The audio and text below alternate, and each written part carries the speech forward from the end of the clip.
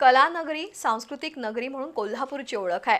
भारतीय चित्रपट सृष्टीला या नगरीनं नेहमीच भरीव योगदान दिलंय. सरदार बाळासाहेब यादव निर्मित कुरुक्षेत्र या चित्रपटाचं नाव आजही घेतलं जात आहे. नुकतीच त्यांची 75वी पुण्यतिथी झाली. त्यांच्या आठवणींना उजाळा देण्यासाठी सन 1933 मध्ये त्यांनी निर्मिलेल्या कुरुक्षेत्र चित्रपटाचा खास शो पद्मा चित्रपटगृहात पार पडला. या चित्रपटाच्या माध्यमातून कोल्हापूरचा 93 वर्षापूर्वींचा सांस्कृतिक इतिहास उलगडला. हा चित्रपट पाहण्यासाठी रसिक प्रेक्षकांनी गर्दी केली होती. भारतीय चित्रपट सृष्टीला आकार देणाऱ्या कलामहर्षी बाबूराव पेंटर यांनी सन 1917 मध्ये महाराष्ट्र फिल्म कंपनीची स्थापना केली आणि सन 1919 मध्ये सैरंध्री या चित्रपटाची निर्मिती केली.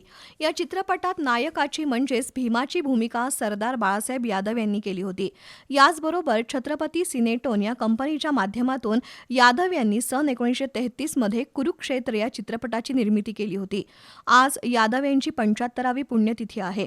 त्यांच्या आठवणींना उजाळा देण्यासाठी हेरिटेज सोसायटी ऑफ कोल्हापूरच्या वतीनं कुरुक्षेत्र या चित्रपटाचा खास शो पद्मा चित्रमंदिरात त्यांच्या कुटुंबियांच्या वतीनं आयोजित केला होता. हा चित्रपट महाभारतातील युद्धावर आधारित होता आणि तो भारतीय चित्रपटसृष्टीतील पहिला युद्धपट मानला जातो. 135 मिनिटांच्या या चित्रपटाचं दिग्दर्शन सरदार यादव यांनी केलं होतं. कुरुक्षेत्र चित्रपटाचं संपूर्ण चित्रीकरण कोल्हापूर शहर आणि परिसरात झालं होतं.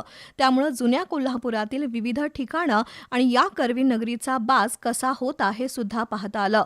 हाऊसफुल गर्दीत रसिकांनी या चित्रपटाचा आनंद लुटला.